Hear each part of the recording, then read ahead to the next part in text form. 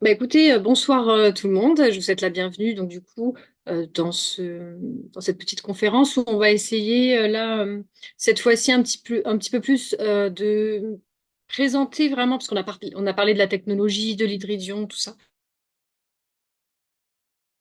Et là on va essayer vraiment de présenter les régénérateurs, les différences qu'il peut y avoir entre chacun parce qu'on a beaucoup de questions par rapport à ça. On a souvent des questions, lequel est le mieux, ou lequel est le plus adapté, etc. Donc au moins en détaillant un petit peu tout ça, ça va vous permettre un petit peu de voir si vous hésitiez entre un régénérateur et un autre, entre le sceptre, le bol, le mug, etc. On va aussi parler un petit peu du testeur, parce qu'on a aussi énormément de questions par rapport à l'utilisation du testeur, à son nettoyage, etc. Et à la fin, on fera un petit moment, alors ça ne sera pas très long, mais on fera un petit moment aussi questions-réponses justement euh, pour, euh, pour tous les détails qui vous manqueraient ou après sur d'autres questions éventuellement sur la technologie, l'hydridion, etc. À savoir qu'il y a aussi donc le chat pour ceux qui le souhaitent. N'hésitez pas à poser des questions dans le chat, même pendant que je vous présente tout ça, parce que du coup, je peux amener une précision sur le moment. Ça peut être, euh, Ça peut être bien. Voilà. Ok.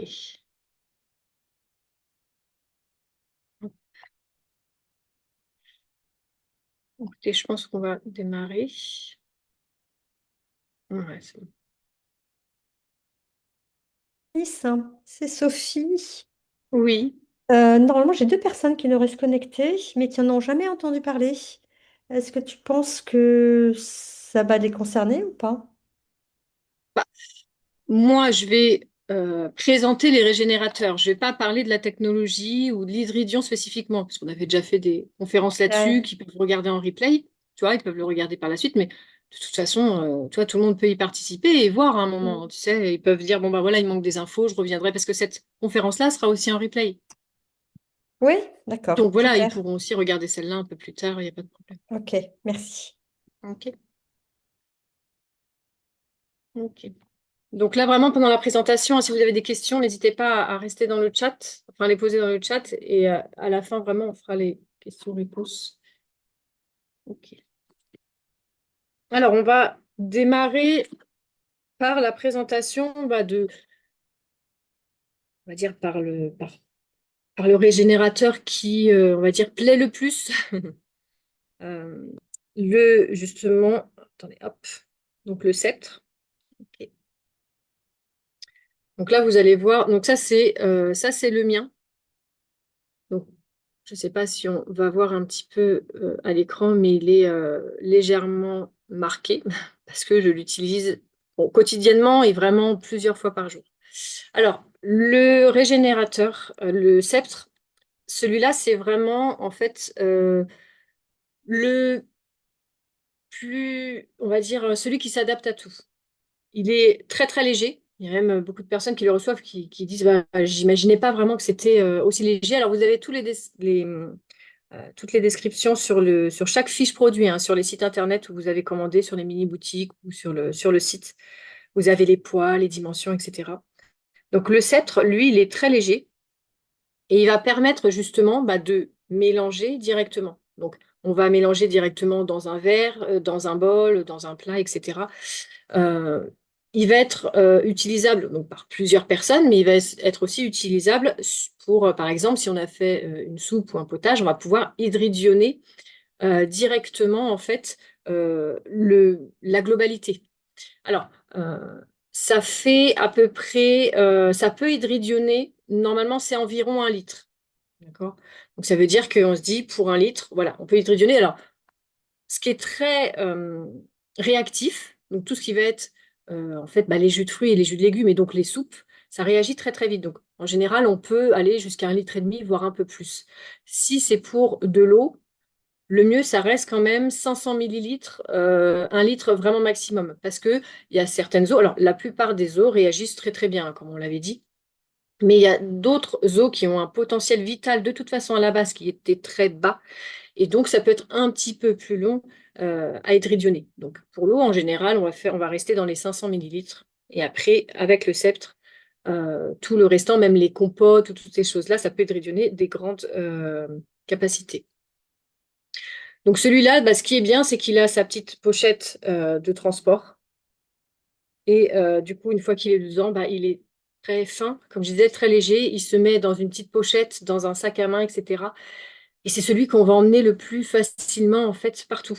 On va aller quand on est en sortie, quand on va au restaurant, quand on va chez des amis, quand on est en déplacement, tout simplement. C'est vraiment celui qui se glisse partout.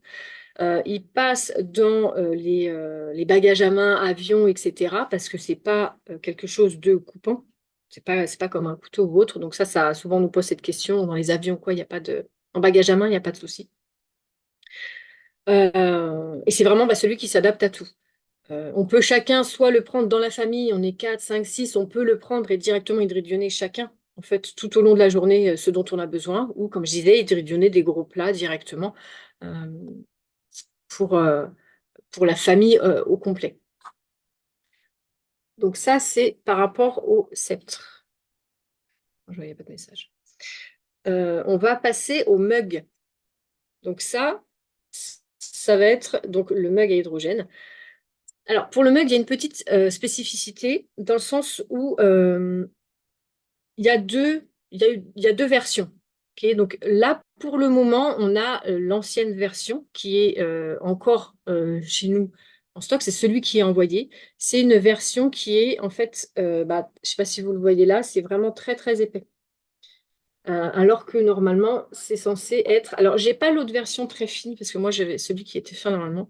Normalement, c'est beaucoup plus fin en fait. Et là, on voit qu'il y a une double même triple, même ouais, triple ou quadruple épaisseur. Hein. Il est vraiment, en fait, parce qu'il y a il y a une petite pente là, mais il est vraiment très très épais. Ce qui veut dire que celui-là, il est d'ailleurs beaucoup plus lourd que le mug qu'il y aura par la suite, que celui que moi j'avais reçu d'ailleurs en test. Celui-là, faire attention parce que s'il tombe, je pense qu'il casse le carrelage.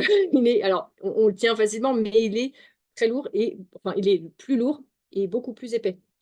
Donc, ce qui veut dire que celui-là, il peut durer. Enfin, moi, personnellement, je pense qu'il dure 2 générations, voire plus, hein, parce qu'il est vraiment, il est vraiment très gros. Donc celui-là, au niveau de l'usure, il dure très longtemps. Alors, le mug, la différence, c'est au niveau du lavage. Parce que je vais prendre l'exemple du sceptre de tout à l'heure. Quand on va le nettoyer, alors, vous avez, alors moi je l'ai plus parce que depuis je l'avais utilisé. Vous avez livré dans la petite pochette du sceptre, vous avez une petite éponge rectangulaire bordeaux qui est en fait pour le nettoyage spécifiquement, qui dure longtemps aussi. Mais c'est vrai que moi automatiquement, directement, vu que j'avais tous les régénérateurs à tester, moi j'ai acheté voilà ces petites pailles en inox fait, qui permettent de brosser. Donc pour le sceptre, on le voit, c'est très très simple dans le sens où il y a juste à faire ça. On met sous l'eau chaude une fois qu'on l'a utilisé. On rince, on met sous l'eau chaude. On le gratte comme ça et on fait aussi un petit peu les bords si on veut. On fait au bout. Voilà, on passe un petit peu comme ça sous l'eau chaude. Ça nettoie directement, ça enlève la petite couche qui s'est formée dessus. Donc ça, c'est celui qui est vraiment le plus simple aussi à laver. Quand on va passer au mug, c'est déjà un peu plus compliqué dans le sens où il va falloir prendre la petite éponge, mettre la main dedans, aller frotter au fond, frotter les bords, etc. Donc déjà, on a eu le retour comme si les hommes qui ont parfois les mains un peu plus grosses, c'est déjà un petit peu plus compliqué à rentrer dedans. Et de toute façon, il y a un geste qui est un petit peu plus compliqué que pour le nettoyage du sceptre. Donc, euh, ce qui... Alors, moi, c'est très personnel, mais je sais que moi, le mug, je vais l'utiliser pour des choses qui ne s'hydridionent pas rapidement. C'est-à-dire que bon, je suis souvent devant mon téléphone, devant mon ordinateur à travailler. Bah, c'est ce moment-là où je vais l'utiliser. Moi, je vais mettre mon eau qui est un peu plus longue parce que moi, par exemple, je vais boire de l'eau distillée. Donc, forcément, elle est beaucoup plus longue à hydridionner. Donc c'est là où je vais moi le mettre dans le mug et le laisser dedans. Si je bois des laits végétaux ou des choses comme ça, je vais le mettre dans le mug et je sais que je vais le laisser 20 minutes, une demi-heure et je vais boire, voilà. Et une fois que j'aurai terminé, je vais le rincer et l'essuyer. J'ai remarqué que si jamais je mettais du jus de légumes, par exemple, directement dedans, le jus de légumes réagit très très vite avec l'alliage, donc l'alliage va marquer beaucoup plus vite. Donc forcément, bah, il faut le nettoyer et c'est beaucoup plus compliqué. Donc moi, j'ai pris par exemple le rythme de me dire, quand je fais des jus de légumes, et ben, je l'hydridionne dans un verre avec le sceptre. Parce que le jus de légumes, je mélange 20-30 secondes. Je vois déjà qu'avec mon testeur, ça a descendu en ORP, ça s'est chargé en hydrogène, en hydridion. J'ai pas besoin d'aller plus loin. Par contre, hop, dès que c'est un petit peu plus long, je l'utilise. Il faut noter aussi qu'avec le mug, comme c'est des minéraux, un alliage, ça réagit à la chaleur. Ce qui veut dire que forcément, si on met du bouillant dedans, il n'y a pas de problème avec la chaleur. Par contre, c'est conducteur, ce qui veut dire que la ronce, elle sera chaude. C'est pour ça que moi, je mets tout ce qui est froid, frais ou alors pas très chaud. Un thé que j'ai fait, de l'eau que j'ai fait chauffer pour une infusion, par exemple, je vais le laisser un petit peu, je vais pas le mettre bouillant dedans. Comme ça, je le mets et après, je sais que je peux boire tranquillement. Parce que c'est pareil. On nous pose parfois la question en nous disant, mais une infusion, par exemple, est-ce que ça réagit vite ou quoi? Ça dépend aussi de la qualité d'eau que vous avez mis dedans. Moi, si j'utilise mon eau distillée pour l'infusion, ça va être un peu plus long à hydrogéner que si jamais j'avais mis une eau très minéralisée, par exemple, et qui réagit bien, ou une eau de source. Parce que l'eau de source réagit très très bien au régénérateur. Donc voilà, donc bah déjà on le voit au niveau du transport, forcément c'est pas la même chose. Aller au restaurant par exemple et utiliser son set ou utiliser le mug, c'est pas la même chose. C'est forcément plus lourd, ça prend plus de place dans le sac et c'est surtout au niveau du nettoyage où il faut bien prendre en compte que c'est plus long à faire. Alors j'en profite pour faire une parenthèse. On nous pose souvent la question en nous disant mais voilà, à quelle fréquence on doit nettoyer les régénérateurs, tout ça. Il n'y a pas forcément besoin de se dire, voilà, je l'ai utilisé, je le nettoie tout de suite. Je sais que moi, j'utilise très, très... le plus que j'utilise, c'est le cèdre, mais il y a aussi le bol. Le bol, surtout en hiver, quand on a beaucoup de soupe, de potage ou de choses comme ça, forcément, on l'utilise très souvent. Mais moi, il m'arrive parfois de me dire, bah, mon bol, je vais le laver une fois par semaine. C'est-à-dire qu'on va manger dedans. Moi, par contre, c'est un rythme à prendre. Dès qu'on a terminé, par exemple, de manger ou boire sa soupe, bah, tout de suite, on va les rincer. On le rince à l'eau chaude. On rince tout simplement. On enlève pour plus qu'il reste de résidus dessus. On l'essuie. Une fois que c'est essuyé, moi, je le laisse de côté. Et le lendemain, je vais réutiliser. Des fois, je vais même pas aller forcément le gratter avec. Et par contre, bah, au bout de 3, 4, 5, 6 jours, bah, là, je vais me dire, allez, là, je prends du temps, je mets un petit peu d'eau bouillante dedans, je vais gratter avec l'éponge et ça va me le renettoyer. Ça va m'enlever la petite couche un peu plus foncée. Là, on voit par exemple, il y a une couche un peu plus foncée qui s'est formée là. Voilà. Mais après, justement, ce qu'on va faire, c'est qu'on va tester avec le testeur. Moi, je sais que j'ai testé pendant 3, 4, 5 jours d'hydridionné. La soupe, elle réagit tellement bien au contact de l'alliage que même s'il y a une petite couche dessus, euh, ça hydridionne de toute façon. Surtout qu'en plus, la soupe, quand on la mange, bah, on a tendance bah, on laisse la soupe dedans. C'est pas comme si on mélangeait avec le sceptre et on enlevait le sceptre. On met la soupe dans le bol et elle continue à s'hydridionner tout le temps qu'on le mange. Donc, euh, donc voilà, par rapport au mug, voilà, bien noté, il est plus lourd. Au niveau du nettoyage, ça peut être un petit peu plus compliqué, surtout en plus dans les anglophons, etc. Euh, et tenir en compte qu'il est conducteur de chaleur aussi. Alors, les autres sont conducteurs de chaleur aussi, seulement le sceptre, lui, c'est vrai que quand on mélange quelque chose de très chaud, bon, bah, quand on sent que ça commence à chauffer en haut, on va l'enlever tout simplement. Faut savoir que quand on hydridionne un liquide chaud, il s'hydridionne plus rapidement que quand il sort du frigidaire, par exemple. Le bol, lui, par rapport à la chaleur, il a justement, c'est pour ça qu'il a un silicone autour. Dans le sens où, par exemple, quand on va l'utiliser pour l'eau de boisson des animaux ou la nourriture, déjà, le silicone va permettre qu'il ne glisse pas au sol. Et ensuite, c'est surtout que bah, voilà, que même nous, quand on va manger soupe, potage, etc., chaud, avec le silicone, ça passe très bien. On peut le tenir. C'est justement fait exprès. Ça, c'est parfait à ce niveau-là. Donc ensuite, au niveau du bol. Donc, le bol, comme j'ai dit, il est constitué. Bah, il y a le bol qui est en alliage complet, comme tous les autres produits. C'est pas un revêtement qui est collé dessus, d'accord? C'est vraiment en complet. Et hop,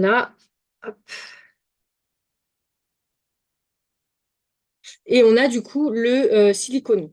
Ok. Donc, la contenance, c'est à peu près du 500 millilitres. Je crois que c'est à peu près 510 millilitres. Donc, c'est une grosse contenance, hein, ça fait un bon plat. Euh, c'est la même chose, c'est que le bol, c'est pareil, on va pas se le trimballer partout. Il prend quand même de la place.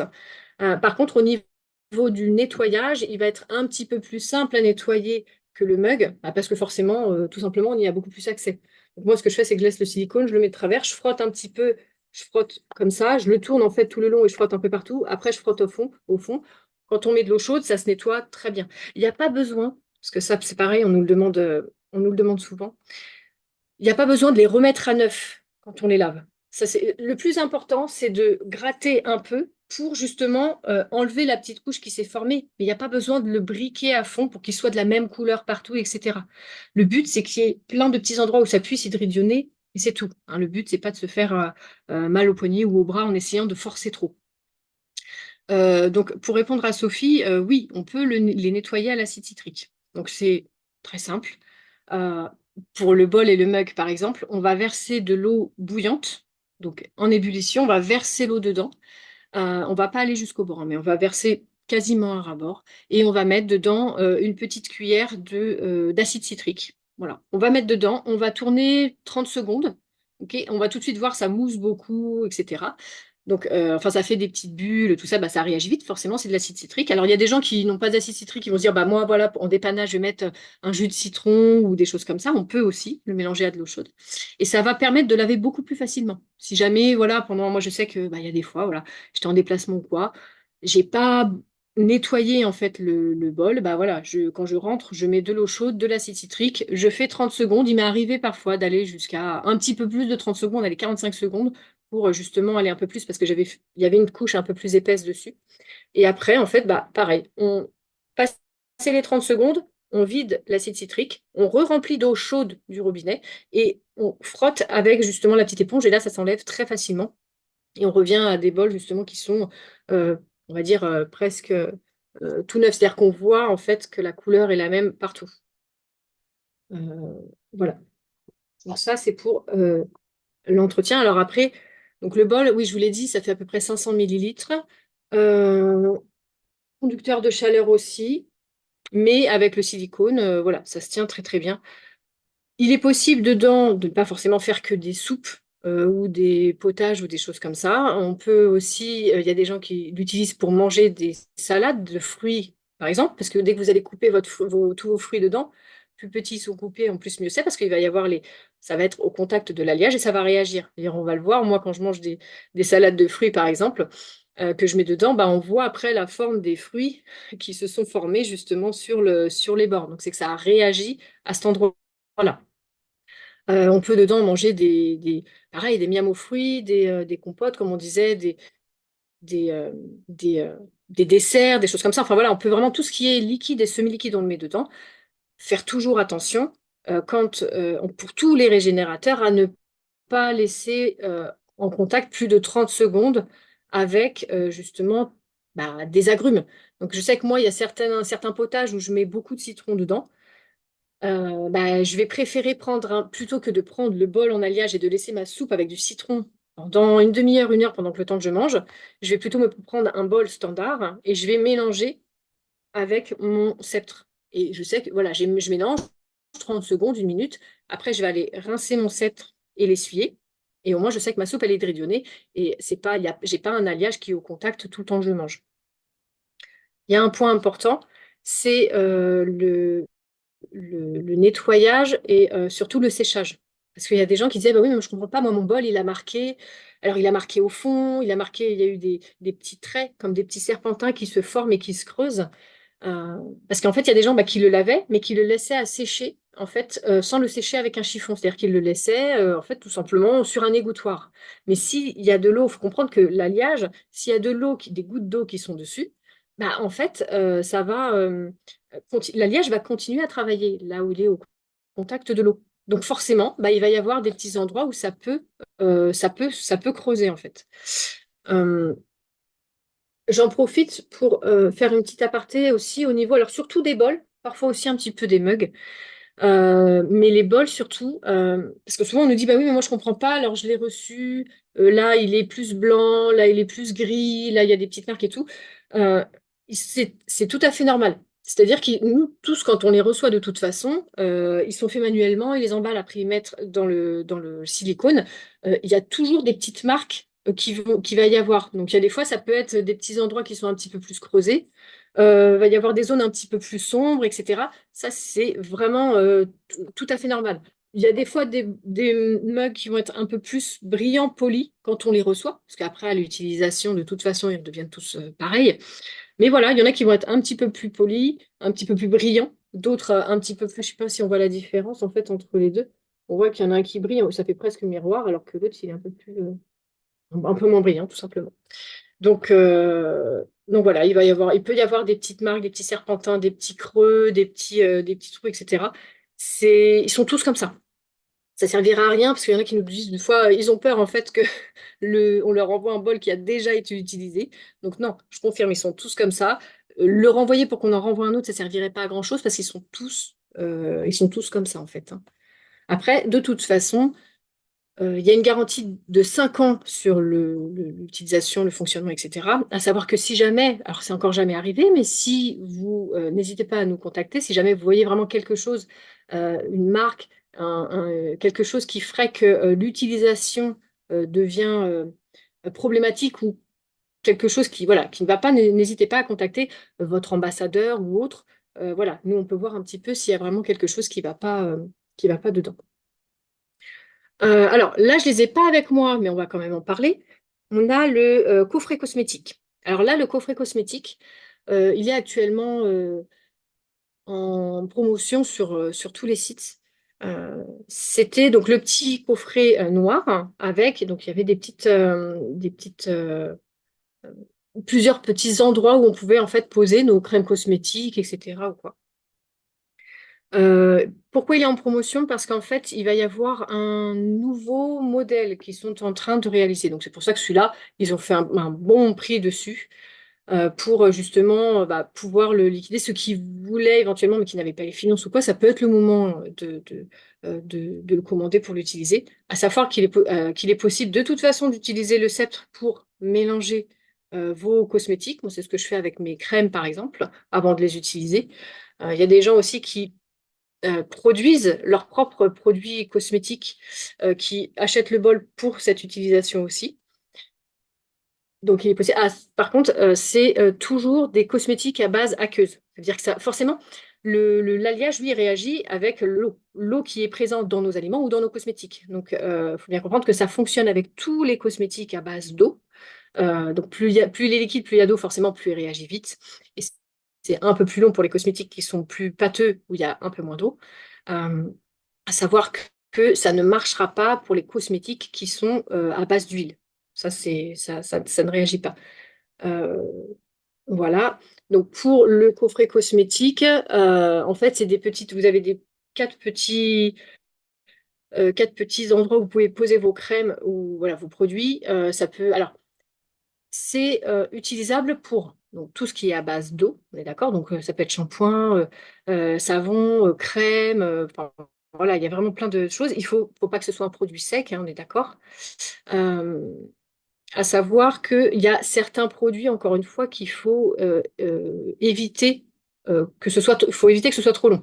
Si jamais vous avez des produits cosmétiques ou pareil, il y a de l'acide citrique, c'est souvent utilisé justement pour régler l'acidité du produit.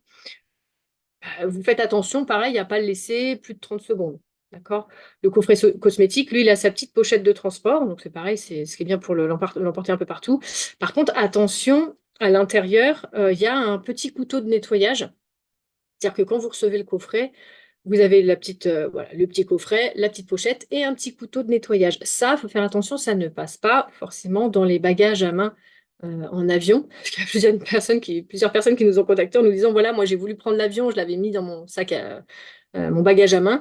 Mais forcément, voilà, c'est vraiment un petit couteau alors il est tout petit, mais ça permet de gratter les palets entre chaque utilisation. Et forcément, ça passe pas.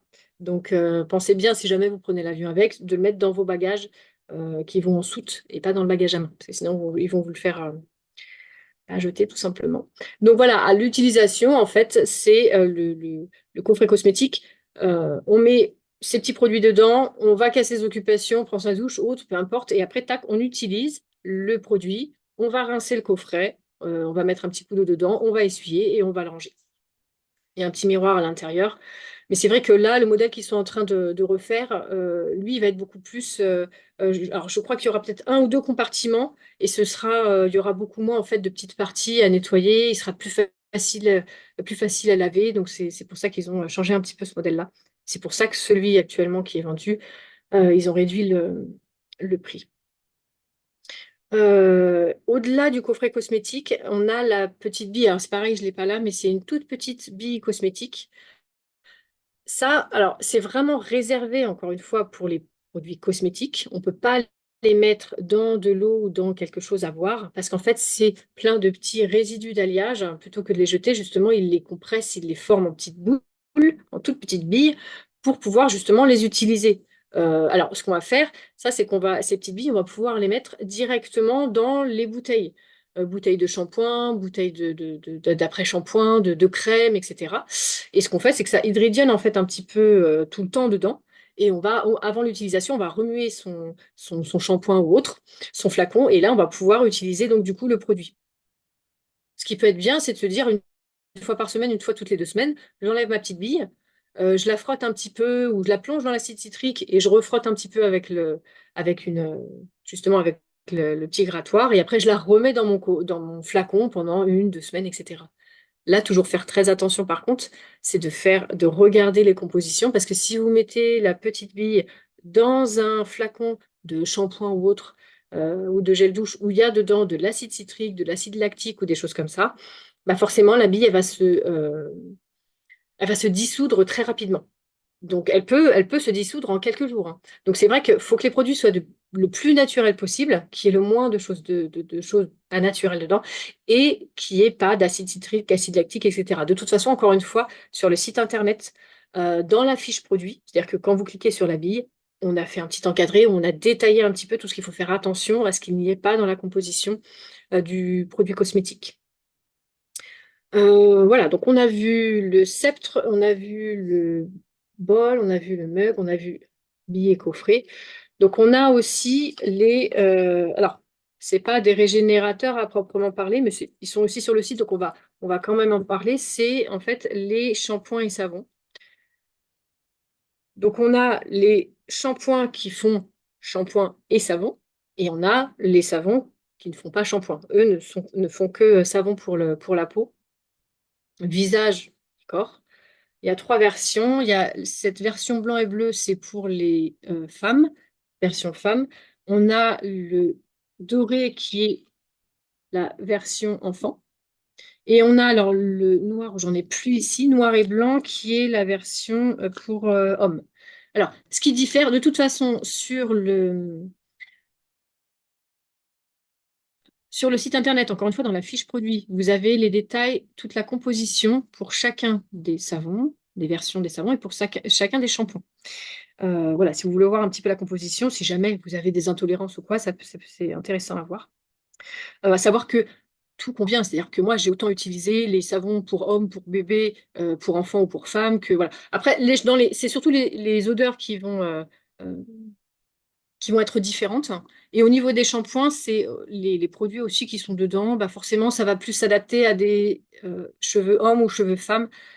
Voilà, moi j'ai quand même remarqué, hein, en tant que femme ayant des cheveux plus longs, on va dire, pour les cheveux longs, ça peut être bien d'avoir justement le shampoing femme. Et pour les cheveux courts, le shampoing homme, on voit que c'est quand même un peu plus adapté. Voilà. Donc, là, je fais juste un petit retour sur les shampoings à savon, parce que c'est vrai qu'on a par rapport à ça que des retours positifs. Dans le sens où, quand on a l'habitude d'utiliser des pains de savon ou des pains de shampoing, c'est-à-dire des shampoings secs, des shampoings solides, pardon, euh, bah, on voit que tout le monde a ce retour-là de dire que de toute façon, ils durent plus longtemps. Alors, on n'a pas fait tout, mais en tout cas, ils durent quand même très longtemps. Et on va dire, par exemple, pour les shampoings, il y a de très bons retours par rapport à la qualité de cheveux qui s'améliore au fur et à mesure. On a des shampoings là où on a quasiment. Il y a beaucoup de gens qui ont dit, mais moi j'ai arrêté de mettre de l'après-shampoing, ou même si j'ai oublié mon après-shampoing ou que j'en avais pas, j'arrive quand même à brosser mes cheveux après, etc. Donc on a vraiment des super retours sur les shampoings.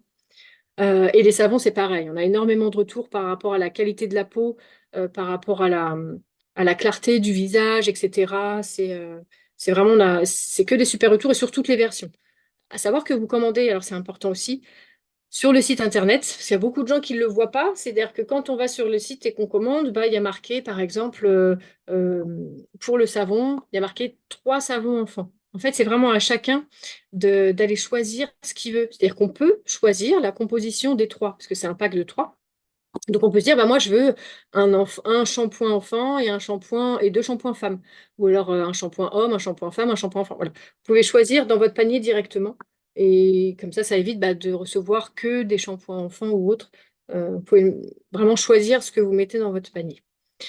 Euh, donc voilà, je crois qu'on a tout vu au niveau des régénérateurs. Maintenant, on va parler du testeur. Parce qu'on a énormément de questions bah, sur les testeurs. Euh, Au niveau de l'utilisation, c'est surtout ça. Donc, le testeur, quand on le reçoit, alors déjà, un truc important qui va paraître peut-être un peu bête, mais quand on le reçoit, alors il y a plusieurs modèles, mais moi là j'ai l'ancien modèle, mais vous, le modèle que vous avez normalement est un peu plus large là. C'est exactement le même fonctionnement. Quand on le reçoit, déjà pour l'utiliser, il faut enlever le bouchon. Ok. Alors, je le précise, ça paraît un peu bête comme je dis, mais il y a beaucoup de personnes qui nous contactent en disant, mais oui, mais je comprends pas, moi j'ai beau mettre mon sceptre, j'arrive pas à descendre en ORP, etc. Quand je leur dis, mais vous avez bien enlevé le bouchon, ah non, j'avais pas vu qu'il y avait un bouchon. Voilà, je préfère le préciser. Donc, on enlève le bouchon. Quand on teste, on met, donc on va, là vous avez les électrodes, ok. Donc, ce qui va permettre de tester donc le pH, l'ORP, la température et bah, l'hydrogène. Donc, quand vous le trempez dans le liquide, on va tremper cette partie-là. On va faire attention à pas dépasser en fait la bague. Parce que c'est pareil, il y a des fois je reçois des images ou des photos où les gens me disent bah voilà, moi je comprends pas, je l'ai mis dedans, ça fonctionne pas, ça fonctionnait le but, ça fonctionne pas. Le problème c'est qu'il y a des gens qui vont carrément l'immerger voilà, jusque-là, c'est-à-dire qu'ils vont immerger les touches, etc. dedans. Donc c'est pareil, forcément, si ça a mal été vissé ou quoi, bah, ça rentre à l'intérieur en fait, et bah, avec comme c'est électrique, forcément, au bout d'un moment, ça ne fonctionne plus. Alors, je reviens sur la question où on me demande pour les shampoings secs, comment peuvent-ils hydrodonner s'il n'y a pas d'eau? Bah, en fait, ils vont justement, l'hydridion, on va le voir, et c'est pour ça qu'il mousse beaucoup.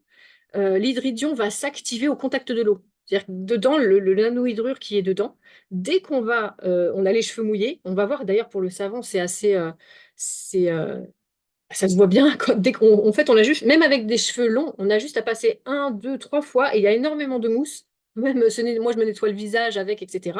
Et ça mousse très très bien. C'est au contact de l'eau, justement, que ça s'active. J'en reviens à mon testeur. Du coup, donc voilà, bien enlever le bouchon, immerger vraiment au maximum ici. Ne pas immerger les boutons, etc. Quand on les reçoit, les testeurs, on n'a pas à les calibrer. Ceux-là sont calibrés directement en usine, hein, ce qui veut dire que vous le recevez. Il est directement OK pour l'utilisation. D'accord? Il y a des sachets qui sont livrés dedans. C'est parce que cette marque-là livrait des sachets, ils les ont mis dedans, ils ont même expliqué, on a tout traduit la notice hein, sur le site internet, dans la FAQ, et même c'est livré dans les colis. Vous avez la traduction du mode d'emploi des testeurs. Donc il y a en effet les petits sachets, mais il y a pas à les utiliser. Ils sont déjà calibrés, il y a déjà les piles à l'intérieur. Donc quand vous le recevez, bah, il y a juste à appuyer sur le bouton. OK, il va s'allumer et vous allez naviguer en fait dans les différentes bah, tester l'ORP, tester le pH, etc. en appuyant en fait tout simplement en bas. Dès qu'on appuie en bas, on va changer en fait. Alors vous ne voyez pas l'écran parce que malheureusement il y a un sacré reflet. Mais ah non, on peut même pas voir. Mais voilà, on va descendre. Faites attention à ne pas appuyer en fait au-dessus, parce que si vous appuyez au-dessus, ça c'est le blocage des données. C'est pour les gens en fait qui vont par exemple quand on fait des vidéos, qu'on montre un petit peu, voilà comment c'est descendu, comment ça monte, etc. Là, ça permet de stabiliser en fait pour pouvoir prendre une photo avec un certain chiffre qu'on a obtenu. Donc, si vous avez appuyé là, vous rappuyez dessus pour débloquer et vous pouvez naviguer comme ça. Parce qu'il y a des fois des gens qui disent, bah, je comprends pas, c'est bloqué à zéro, mais parce qu'en fait, ils naviguent avec cette touche-là et forcément, là, ça fonctionne pas. Alors, ça, c'était le basique. Pour l'utilisation, quand on reçoit un testeur, la première chose qu'on fait, c'est donc de le nettoyer. Et pour ça, alors, vous avez il y a des gens qui vont prendre des brosses à dents, des choses comme ça. Moi, je l'ai vu hein, à l'utilisation, le mieux, ça reste les petits goupillons, vous savez, comme pour les pailles en métal. Parce que ça, justement, quand on va nettoyer, ça va nous permettre, on va passer entre les pattes, on va passer entre les pattes comme ça, et justement, on va pouvoir, entre les trois petites pattes là, on va pouvoir, sous tous les angles, en fait, nettoyer vraiment toutes les électrodes et ce qui peut éventuellement se mettre entre l'électrode et le plastique. Parce qu'en fait, on ne le voit pas forcément, mais au fur et à mesure de tester, il y a des petites choses qui vont se poser sur les électrodes. Les électrodes, elles sont très sensibles. Donc, en fait, quand elles vont devoir calculer, quand elles vont mesurer, s'il y a des petites particules qui se trouvent, en fait, ou des petites couches transparentes qu'on ne voit pas, qui vont se coller sur les électrodes, bah, elles ne vont pas pouvoir mesurer correctement. Donc, le plus important quand on le reçoit, c'est donc de le nettoyer. Vous mettez un petit peu de liquide vaisselle, très léger. Vous faites mousser, vous frottez bien, vous rincez. Et là, après, une fois que vous avez bien rincé, vous enlevez au maximum l'eau. Ok, vous essayez d'enlever un maximum d'eau. Vous soufflez à l'intérieur des électrodes. Ça, j'ai remarqué que c'est ce qui marche le mieux. Parce qu'en fait, pareil, on ne se rend pas compte, mais il y a de l'eau qui peut stagner dedans. S'il reste une petite cochonnerie dedans ou quoi, bah, en fait, ça mesure mal. Donc, on souffle vraiment à l'intérieur. Vous soufflez très, très fort à l'intérieur comme ça, vous voyez qu'il y a un petit peu d'eau qui s'en va, et après, vous laissez sécher votre testeur. Voilà, une fois que vous l'avez utilisé, vous l'avez lavé, vous le laissez sécher. Et après, bah, vous pouvez le ranger. Donc, quand vous le recevez, vous le nettoyez une première fois. Après, à partir de là, vous allez tester. La première chose à faire quand vous le recevez, enfin, la deuxième chose, du coup, après le nettoyage à faire, c'est de le tester avec, alors, jus de fruits, jus de légumes, compote, par exemple. Voilà. Ça, c'est les produits qui réagissent très, très vite. Donc, c'est-à-dire que vous, dans un petit verre ou peu importe, vous allez vous verser un jus de fruits ou un jus de légumes ou encore une fois de la compote. Vous allez mélanger. Alors, vous allez le tester avant, hein. C'est-à-dire que vous allez allumer, vous allez choisir l'ORP, vous allez tester. Vous allez voir en effet l'ORP à plus 100, plus 100, plus 150, peu importe. Vous allez voir qu'en hydrogène, il n'y a rien du tout, c'est à zéro. Et là, justement, vous allez pouvoir, vous le rincez, vous allez pouvoir mélanger. Donc, vous mélangez votre jus de légumes, votre jus de fruits, etc. 30 secondes, une minute. Vous rincez le sceptre et vous l'essuyez. Et après, c'est là où vous allez pouvoir tester. Quand vous allez tester, vous allez voir qu'en effet, au niveau de l'ORP, c'est descendu très, très bas. Donc, c'est revenu dans la plage du vivant. Et vous allez voir qu'en hydridion, c'est-à-dire qu'en ppb ou en ppm, ça va s'être chargé. Donc vous allez voir que ça va monter à... alors les jus de légumes, ça peut aller à 300, 400, 500, 600, ça peut monter très très haut. Donc ça va se charger en hydridion et en hydrogène. Et donc là, vous avez la confirmation que votre testeur fonctionne bien. Et à partir de là, vous allez pouvoir le tester sur les autres produits et surtout sur l'eau. Parce qu'en fait, qu'est-ce qui se passait? C'est que beaucoup de gens le recevaient en étant focalisés sur l'eau alors que le plus important, comme on le dit, hein, on l'a vu dans les conférences d'avant, le plus important, c'est tout ce qu'on mange et ce qu'on boit au quotidien, pas forcément l'eau dans laquelle les minéraux ne sont pas biodisponibles. Mais beaucoup de gens le recevaient, ils se disaient, bah voilà, moi je vais tester mon eau. Donc ils prenaient leur eau qu'ils ont l'habitude de boire, ou de l'eau du robinet ou autre. Ils testaient justement avec le testeur qui n'avait pas été nettoyé avant. Et de là, bah, ils se disaient, mais je comprends pas parce que moi, ça descend pas au niveau de l'ORP, ça reste à zéro, ça bouge pas trop, etc. Seulement si leur eau, à la base, comme on l'expliquait la dernière fois, hein, quand on a parlé de l'ORP, avait un potentiel vital qui était nul, une eau qui sort du robinet, par exemple, ou même une eau hydridionée, par exemple, qui n'a pas un potentiel vital élevé, bah, ça peut réduire un petit peu, mais ça va rester à zéro. Et du coup, qu'est-ce qu'ils disaient? Bah, ils disaient, bah, moi, Alors, où ils disaient le testeur ne fonctionne pas, où ils disaient aussi mon sceptre ne fonctionne pas, etc. Donc, c'est vraiment super important quand on reçoit de bien faire déjà, de vérifier et de comprendre que tout est OK en testant sur un jus de fruits et un jus de légumes, encore une fois, ou les compotes. Voilà, c'est vraiment ce qui réagit le plus vite. Et après, ça permet de voir justement, quand tout est OK et qu'on voit que sur son eau, ça ne réagit pas vite, bah, justement, on va pouvoir se dire, bah, OK, ça veut dire que moi, l'eau que je bois là, il n'y a pas un potentiel vital de fou dedans, hein, j'arrive pas trop à avoir un truc important. Donc, le mieux, c'est d'apporter l'hydridion, c'est la petite parenthèse, mais d'apporter de l'hydridion et de l'hydrogène dans tout le restant, dans tout ce que vous mangez, dans tout ce que vous buvez, tout ce que vous pouvez mélanger avec les régénérateurs, avec le sceptre, etc. Et de se dire, bah, OK, l'eau, bon, au pire, je vais mélanger. Moi, je sais que mon eau, je vais mélanger un petit peu avec mon sceptre en me disant, ou je vais le mettre dans mon mug, en me disant, bah, au moins, ça va réduire un peu les métaux lourds. Ça va, voilà, ça va enlever tout ce qu'il est possible un petit peu d'enlever, de pas trop bon, mais je me focalise pas en me disant, je veux que mon hydrodion soit apporté dans l'eau. Moi, je me le dis surtout, mon hydridion, je veux qu'il soit apporté dans mes jus de fruits, mes jus de légumes, voilà, mes soupes, mes potages, mes desserts, mes yaourts, toutes les choses comme ça, quoi. Voilà. Donc, par rapport au testeur, le nettoyage, bah, voilà. Ce nettoyage-là qu'on fait au début, il est très important de le faire après chaque utilisation. Alors, quand vous avez testé que de l'eau, hein, vous le rincez, vous soufflez bien sur les électrodes et vous laissez sécher. D'accord? Mais si vous avez testé, moi je sais que je vais tester beaucoup de soupes où il y a de l'huile ou des choses comme ça, bah, c'est très très important de mettre une petite goutte de liquide vaisselle, de bien frotter les électrodes comme on l'a vu avec le petit goupillon, de bien hop, nettoyer, rincer et mettre de côté. Pourquoi j'appuie là-dessus?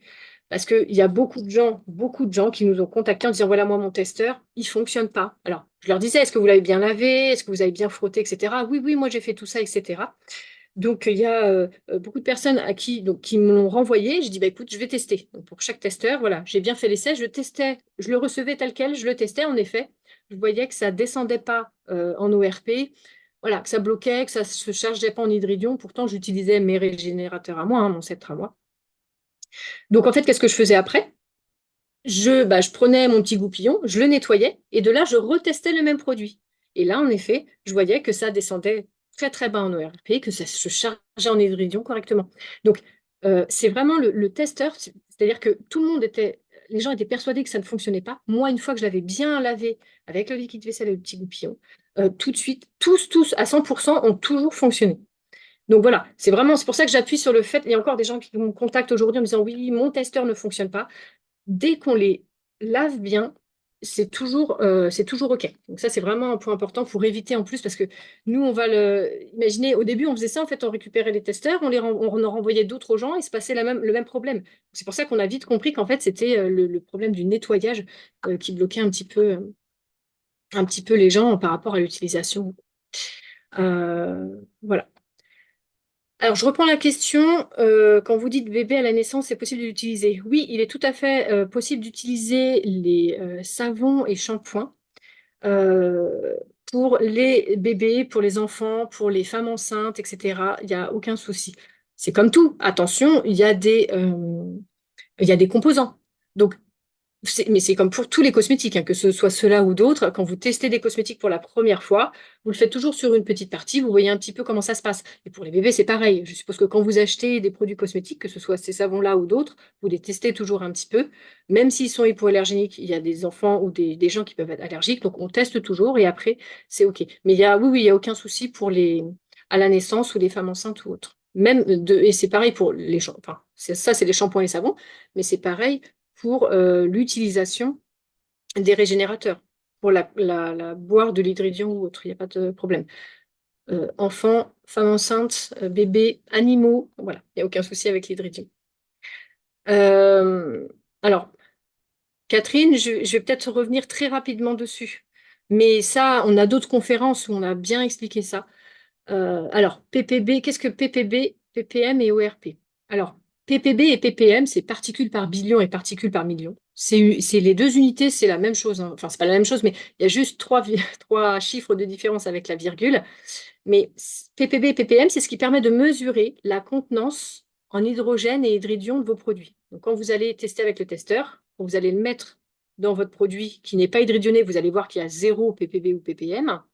Sauf exceptionnellement, ça peut arriver pour les soupes, certains fruits, certains légumes dans les soupes, où il peut y avoir déjà une petite charge en hydrogène ou en hydridion. Mais c'est les seuls produits. Et alors, peut-être kéfir, je ne sais plus, faudrait que je me rappelle plus. Il y avait un autre produit où il y avait un petit peu d'hydrogène dedans. Et donc, quand on va justement hydridionner après avec les régénérateurs, hein, quand on va tester, on va voir que ça s'est chargé en ppb et ppm, c'est-à-dire que ça s'est chargé en hydrogène et en hydridion. Donc, c'est là où votre boisson ou votre nourriture est devenue antioxydante. Elle s'est chargée en hydridion, le fameux hydrogène, la version d'hydrogène avec le petit électron en plus, qui va du coup le donner au radicaux libres. Donc, ça, en fait, vous avez transformé votre boisson, vos aliments en puissants antioxydants, en fait. Et donc l'ORP, ça c'est le potentiel d'oxydoréduction, excuse-moi, j'y arrivé. Et ça, sur le testeur, ça se mesure en millivolts. Donc quand vous allez tester, en fait, les millivolts de votre produit. Vous allez tester donc votre compote, vous la prenez, vous testez, vous allez voir que l'ORP, donc les millivolts, sont très élevés. Ça veut dire que le fruit a été cueilli depuis très longtemps, il n'y a plus de potentiel vital, les vitamines et minéraux sont très peu biodisponibles et du coup, il est oxydant. Du moment où on va donc mélanger avec, encore une fois, alors je prends le sceptre, mais bon, on peut manger dans le bol ou dans le mug, ça va inverser du coup très rapidement l'ORP. On va revenir dans la plage négative, ce qui veut dire la plage du vivant. C'est-à-dire quand un fruit ou un légume est encore accroché à l'arbre ou il est encore au sol, il est connecté justement à la plante et il a un ORP négatif. Il est vivant. Dès qu'on le cueille, ça augmente au fur et à mesure et on s'approche de la plage de la mort. C'est là où, en effet, comme je disais, il n'y a plus de biodisponibilité des vitamines et des minéraux. Donc, quand on va tester notre compote, on la teste avant, on voit que l'ORP, donc les millivolts, sont très élevés. On hydridionne et là, on voit que ça descend justement, ça descend en ORP. On peut descendre à moins 150, moins 200, moins 300. Voilà. Ça dépend encore une fois de la qualité aussi des fruits et des légumes et de la qualité d'eau qui était à l'intérieur. Et c'est là où justement on rend notre boisson ou notre aliment euh, antioxydant et qu'on rend beaucoup plus biodisponibles les vitamines et les minéraux, les principes actifs qui sont à l'intérieur. C'est pareil avec les compléments. Si on hydridionne des compléments qui ne sont pas sujets, c'est-à-dire qu'il n'y a pas de risque de surdosage, hein, on peut hydridionner plein de compléments où ça permet justement de booster leurs effets. Parce qu'on va rendre, on va affiner les particules, enfin les molécules, tout ça, ça va séparer, ça va permettre d'être beaucoup plus biodisponible. Euh, voilà. Je crois qu'on a fait un petit peu le tour de tous les régénérateurs, de l'utilisation du testeur. Du coup, si il y en a certains qui ont des questions, n'hésitez pas. Vous pouvez normalement débloquer votre micro et vous pouvez aussi poser vos questions directement dans le chat, comme vous voulez. Je réaccepte parce qu'il y a encore des gens en salle d'attente qui arrivent. Donc, comme je dis, de toute façon, ce sera en replay.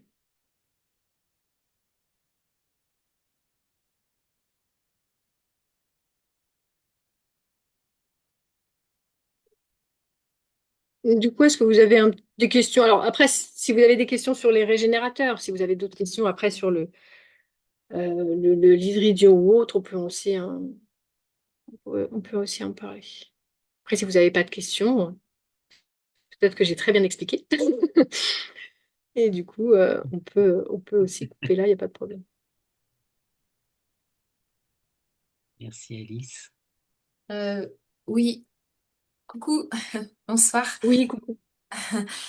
Juste, j'ai eu une question d'une dame qui n'est pas là, je crois, ce soir, qui m'a posé la question hier pour me demander, alors là, ce ne sera pas trop sur les régénérateurs, mais elle m'a dit, et l'oxygène qui est dans l'eau, qu'est-ce qu'il devient? Il est où? L'oxygène, c'est ces fameuses petites bulles, en fait, qui vont s'évaporer pour une partie. Il y a une Donc partie qui va ça, rester en petites bulles dans l'eau et une partie qui va s'évaporer. alors c'est pas l'hydrogène qu'on voit, les petites bulles qu'on voit qui sont sur Non, le... c'est l'oxygène Ah, qui s'est séparé de l'hydrogène et de l'hydridium. ah, alors d'accord, parce qu'il me semblait avoir vu ça dans une petite vidéo, que c'était l'hydrogène. D'accord, alors c'est moi qui fais une erreur, donc ok, bah, je corrigerai alors. Merci. Mais j'en prie. Je rebondis dessus. Du coup, si avec le sceptre, c'est pas mal de faire un petit vortex avec le sceptre dans l'eau, mettons, pour rajouter peut-être un peu d'oxygène, ou je sais pas, est-ce que ça Oui, tout agit à fait. Ouais, ouais. De toute d'accord. façon, on le sait, il y a beaucoup de gens qui. C'est pour ça qu'il y a beaucoup de gens qui achètent le sceptre par rapport à l'eau. Vraiment parce qu'ils sont focalisés sur l'eau. Mais c'est vrai qu'ils oublient un petit peu l'eau aussi qu'il y a dans toute notre alimentation qui est la plus importante. Mais bon, bref. En tout cas, voilà, dans l'eau qu'on boit, il est important de toute façon de mélanger dans le sens des aiguilles d'une montre et en formant un vortex, parce que de toute façon, on sait que les vortex, ça recrée justement dedans, ça réincorpore de l'hydrogène, de l'oxygène et d'autres choses. Donc en effet, ouais, mélanger en créant un petit vortex, c'est très intéressant, ouais, tout à fait. D'accord. Mm. Et question ci, donc tu sépares l'hydrogène et l'hydridion. Quand voilà, l'hydridion, c'est le ion négatif, c'est ça qui vient. C'est ça. Ouais, l'hydridium, en fait, c'est une forme d'hydrogène où on a un petit électron en plus. Et c'est Oui, justement tout ça qui va être différent, c'est que ce petit électron en plus, quand on va charger un hydridium et qu'on va le consommer quotidiennement, ça va donner ce petit électron en plus à nos radicaux libres. Et donc, nos radicaux libres, au lieu d'aller chercher ces petits électrons dans nos propres cellules, tu vois, ça va pouvoir les prendre dans cet hydridium et laisser du coup nos cellules se régénérer beaucoup plus facilement. Le rôle des antioxydants, en fait, hein, tu vois. oui, À la d'accord. différence des antioxydants qu'on connaît, par exemple, je vais prendre l'exemple de la vitamine C. Je le réexplique parce que c'est vrai que c'était intéressant et moi, j'avais pas compris forcément ça au début. C'est que la vitamine C, d'ailleurs, faut pas la surdoser. Pourquoi? Parce que la vitamine C, quand elle a donné son petit électron en plus, comme tous les antioxydants, bah, elle va se transformer alors, je ne sais plus quoi d'ailleurs, il faudrait que je regarde parce qu'à chaque fois, j'oublie, mais elle va se transformer en autre chose qui va devenir un déchet pour le corps. Alors, le corps, c'est bien le gérer, sauf si jamais on surdose, justement, et qu'on en donne trop, ça va plus fatiguer l'organisme que le régénérer. Et c'est ça la différence, c'est que l'hydridium, lui, quand il a donné son petit électron en plus, il se transforme en une autre forme d'hydrogène qui est native au corps et dont le corps sait très bien le gérer et qui est bénéfique pour le corps. Donc c'est ça qui est bien, c'est qu'il n'y a pas de risque de surdosage de l'hydridium. Tu vois. D'accord. Et l'hydrogène, alors, par rapport, euh, par rapport à l'hydridium, comme tu dis, il y a les deux choses dans les produits qu'en hydridium. L'hydrogène, il fait quoi alors? Bah, l'hydrogène, lui, il est comme l'hydridium, mais il est connu pour justement, après, il y a plein de choses hein, sur Internet, on peut trouver énormément d'études par rapport à ça. C'est que l'hydrogène et l'hydridium, c'est des choses qui sont nécessaires à notre corps. On viendrait d'ailleurs, nous, apparemment, de l'hydrogène, si c'est vraiment comme ça que ça s'est fait. Tous les êtres vivants, en fait, sont constitués de d'hydrogène, etc., et même d'hydridium. Et donc, du coup, bah, dès qu'on apporte de l'hydrogène, c'est bénéfique pour nos cellules, en fait, que ce soit hydrogène ou hydridium. Tu vois. Et Ok. d'ailleurs, il y a un petit aspect important qu'on n'a peut-être pas répété assez souvent, c'est que quand on va mélanger, justement, qu'on va créer de l'hydridium dans nos boissons, par exemple, hein, bah, au fur et à mesure, ça va s'évaporer. C'est pour ça qu'on dit souvent, quand on hydridionne, il faut le boire rapidement. Alors, ça met quelques heures, hein, ça peut mettre 24, 48 heures, voire plus si c'est au frigo enfermé, mais logiquement, il faut le boire rapidement parce que quand on va mesurer, oui, il va rester de l'hydrogène dedans, mais l'hydridium, lui, va s'être évaporé. Tu vois? Donc Ok. voilà, et c'est important de se dire, on hydridionne au moment, en fait, où on mange ou où on boit, tu vois. D'accord. Ok, merci. Mais je t'en prie. Alors, je vais prendre un petit peu les questions. Comment l'eau s'hydridionne, comme l'eau s'hydridionne difficilement, je rajoute quelques gouttes de citron, est-ce bien? Oui, tout à fait. Il y a des gens comme leur eau, en effet, s'hydridionne pas très rapidement. Ils vont mettre de l'eau de Quinton, des sels minéraux, ils vont mettre du citron, ils vont rajouter un petit peu de certaines plantes, etc. Il n'y a pas de problème. Par contre, en effet, comme on met du citron, bah là, pareil, on va hydridionner 30 secondes et après, tout de suite, on va bien rincer son sceptre et l'essuyer, par exemple. Et c'est pour ça que si jamais dans l'eau, on met du citron pour que ça s'hydridionne mieux, on fait attention à ne pas le faire justement dans le mug. Sauf si on boit directement et qu'on l'essuie, mais c'est vrai comme on a tendance à le laisser, ça pourrait euh, en fait tout simplement l'user plus vite que ce qu'on a besoin. C'est pour ça que moi je fais très attention dans mon bol, comme je disais tout à l'heure par rapport à mes soupes où je mets du citron. Mes potages où je mets du citron, bah, je ne les mets pas dans mon bol parce que je me dis, bah, mon bol, je vais essayer de le garder le maximum possible, le maximum de temps possible. Donc, je vais vraiment utiliser le sceptre en me disant j'hydridionne 30 secondes, hop, j'essuie et au moins, je me dis pas, je le laisse 1 heure dedans avec du citron et du coup, bah, ça forcément, quand je vais gratter plus pour le nettoyer, ça peut l'user. Au lieu de le garder, par exemple, 15 ans, 20 ans, je vais peut-être le garder que 5 ans. Donc voilà, c'est pour ça que faut faire attention avec tout ce qui est agrumes, citron, pamplemousse, etc., quoi, acide citrique. Alors, bonsoir, si j'ai bien compris, hydridioné est antioxydant, c'est donc compatible avec le CDS. Alors, tout ce qui est CDS, anolyte, azéa, tout ce qui est en fait hyperoxydant, euh, pour le moment, le professeur n'a pas fait spécialement d'études sur les deux combinés. Donc, ce qu'on préconise, après, libre à vous de tester, mais ce qu'on préconise, c'est éventuellement d'espacer les prises. C'est-à-dire que quand on prend du CDS, quelques heures après, éventuellement, on va hydridionner nos produits.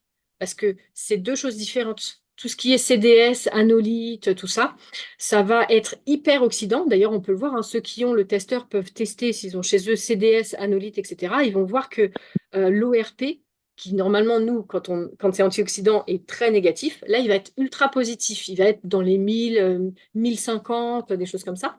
Parce que le but, c'est, par exemple, pour l'anolyte ou le CDS, le but, ça va être justement d'apporter, alors c'est oxygénant et tout, mais ça va être très oxydant. Le corps va fabriquer des antioxydants avec ce qu'il a dans son corps, dans son propre corps. C'est-à-dire que ce n'est pas apporté de l'extérieur, c'est lui qui va se dire j'ai besoin d'antioxydants, il va les fabriquer.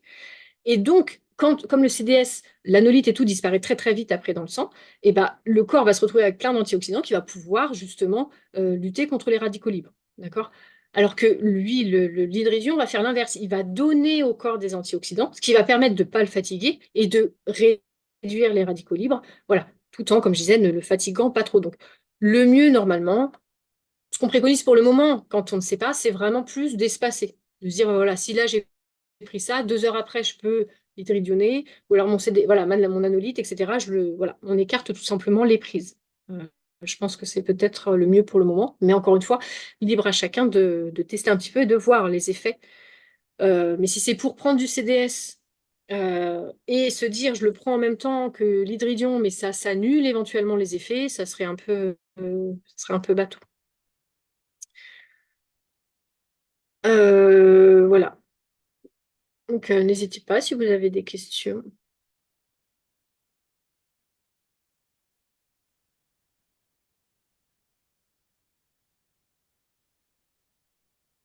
Non, c'est ça.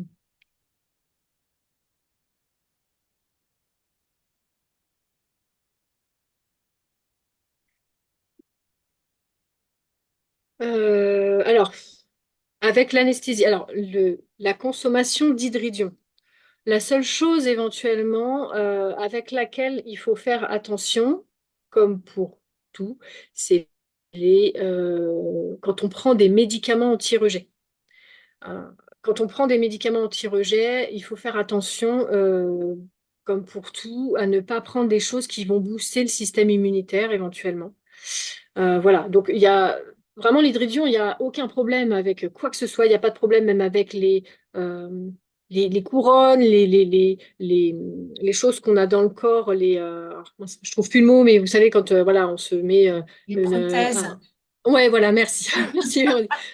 Des prothèses, des choses comme ça, ou voilà, des prothèses dentaires, toutes ces choses-là, il n'y a aucun souci. La seule chose, c'est dès qu'on a des greffes, qu'on a des médicaments anti-rejet, on ne prend pas d'hydridion. Et voilà, et plein d'autres choses, mais entre autres, voilà, l'hydridion, faites attention. Alors, par rapport à l'anesthésie, le mieux, comme tout, à mon avis, c'est peut-être de le prendre après. Alors, ça ne va pas empêcher l'anesthésie. Ça, je me rappelle, on avait posé la question au professeur, mais il y a longtemps. Normalement, c'est juste que ça va aider les cellules et booster les cellules. Voilà, donc le mieux, c'est peut-être se dire, voilà, après, j'en prends justement pour mieux récupérer, etc., tout ça. Mais il n'y a pas de contre-indication. De contre-indication, ouais. Ouais. Après, on est sur quelque chose de physiologique quand même, hein, puisque a priori, l'hydridion, il fait partie de nous aussi. Donc, Mm. enfin, c'est comme les molécules redox. Vu que c'est physiologique, ça va pas nous faire de mal. Bah, c'est ça, oui, oui, ouais, ouais. Mm, mm. Bah, c'est comme, on a aussi pas mal de questions de gens qui nous disent, ben voilà, moi, je fais comment ça s'appelle, la chimiothérapie ou des choses comme ça. Libre à chacun justement de suivre ce qu'il veut faire. Mais du coup, ils nous disent, oui, mais est-ce que c'est contre-indiqué, etc. Il n'y a pas de contre-indication dans le sens où, alors, encore une fois, toujours, on le répète, c'est jamais trop. Attention quand on prend des médicaments ou certains compléments qu'il ne faut pas surdoser. Voilà, on peut justement, comment dire, on peut le prendre, mais il faut éloigner la prise des médicaments. Parce qu'il y a certains médicaments chimiques qu'on va prendre, où il faut surtout pas que ce soit surdosé. Si jamais on prend en même temps avec de l'eau hydridionée et qu'on potentialise les effets du médicament, c'est pas forcément bon. Donc du coup, toujours éloigner entre 1 heure à 2 heures selon le risque de surdosage. Voilà, 2 heures, 2 heures avant, 2 heures après des prises de ces gros médicaments. Quand on fait des chimios, pareil, on écarte les prises. Mais après, justement, l'hydridion ne peut que aider justement le corps à se réparer et à aller mieux, quoi. Voilà.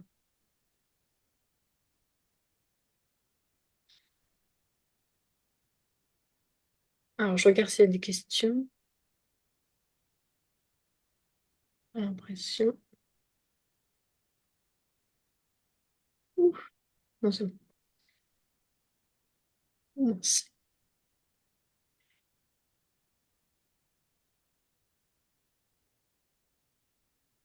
Ah, j'ai perdu les questions, j'ai perdu le chat. Mince.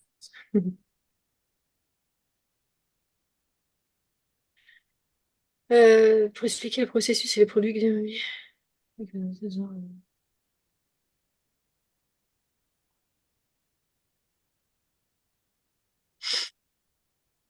Ok. Ah, écoutez, voilà. Au moins, vous avez un petit peu tous les descriptifs des produits. Voilà. En fait, ça vous permet de voir un petit peu. Là, cette soirée, c'était surtout pour bon, déjà voir l'utilité de chacun, les différences entre chacun. De comprendre, voilà, que par exemple, le sceptre, il est très facile à emporter partout. On peut quasiment tout faire avec le sceptre. On s'en sert ou chacun notre tour, ou alors on peut voilà, l'utiliser pour édredonner vraiment des gros contenants. Le bol, il prend plus de place, mais il est hyper utile tout au quotidien pour alors, soit l'eau de boisson des animaux, comme on le disait, soit pour justement manger. C'est-à-dire que moi, même quand je fais des plats en sauce, bah, je me dis pareil, au lieu de le mettre dans mon assiette, je mets tout dans mon bol en fait, hein. Alors, à moins, si jamais je mange des petits céréales secs, bon, je vais pas le mettre dedans. Mais voilà, tout ce qui est un petit peu humide, je vais automatiquement le mettre dedans. Et même moi, quand à un moment, je prenais des compléments. Alors, je prends par exemple de la phycocyanine ou des choses comme ça, bah, je vais le mettre à l'intérieur, je vais l'hydridionner, etc. Donc, c'est vraiment, le bol est vraiment super, super intéressant pour ça. Et le mug, bah voilà, il est. Alors, ce que j'ai dit tout à l'heure d'ailleurs, c'est que là, actuellement, ceux qui sont en stock sur le site, ce sont ces gros modèles-là, ces fameux gros modèles. Après, ceux-là n'existeront plus. Les prochains mugs, ce seront ceux qui sont beaucoup plus fins. D'accord? Donc, je préfère le préciser parce que je sais que moi, j'en ai profité. Alors, moi, j'avais reçu pour tester justement du professeur, j'avais reçu un modèle très, très fin, justement, ceux qui seront les nouveaux modèles. C'est les mêmes couleurs ou quoi, hein, mais voilà, il est beaucoup plus fin. Et du coup, c'est pour ça que moi, je me suis dit, quand j'ai vu ce qui était arrivé après, justement, qui était envoyé aux gens, je dis, moi, je m'en suis repris un comme ça, parce que je me suis dit, peu importe ce qui se passe, je sais que ça, je l'ai pour toute ma vie. Donc, du coup, je me suis pris celui-là parce que je le trouve vraiment super intéressant. Mais voilà, prendre en compte que le mug, il est un peu plus compliqué à laver. Bon, après, on peut aussi régulièrement se dire, je mets de l'eau chaude, je mets de l'acide citrique, et puis voilà, hein, c'est vrai que ça se lave aussi comme ça bien, hein, mais voilà. Et moi, je sais que je l'utilise quand je suis sur mon ordinateur, que je bosse et que je me mets des boissons froides dedans qui sont un peu plus longues à hydridionner. Comme ça, je sais que ça l'use pas trop, trop vite, quoi. Alors, attendez, j'ai vu qu'il y avait eu quelques questions. Oui, on peut faire un jeûne avec de l'eau hydridionée, il n'y a pas de souci. C'est pas un apport en vitamines et minéraux par rapport à l'eau, parce que c'est pas assimilable. Donc, c'est vraiment l'hydridion qui est apporté. Donc, c'est vraiment une eau beaucoup plus euh, pas hydratante. D'ailleurs, on avait eu un retour d'un sportif la dernière fois qui nous avait contacté et lui, il a une balance qui permet justement de voir un peu l'hydratation des cellules ou quoi. Il nous avait montré le avant et le après. Il nous a dit depuis que je consomme l'hydridion, mais dès la première journée, il a vu justement l'hydratation intracellulaire qui était énormément montée. Donc c'est pour ça que oui, c'est intéressant de d'hydridiner quand on jeûne, parce que voilà, on n'apporte pas de solide ou de choses comme ça, mais par contre hydridiner, où il y a des fois, des gens pendant les jeûnes, ils vont quand même boire un petit bouillon ou des choses comme ça. Donc l'hydridiner, c'est forcément hyper intéressant. Ouais. Voilà.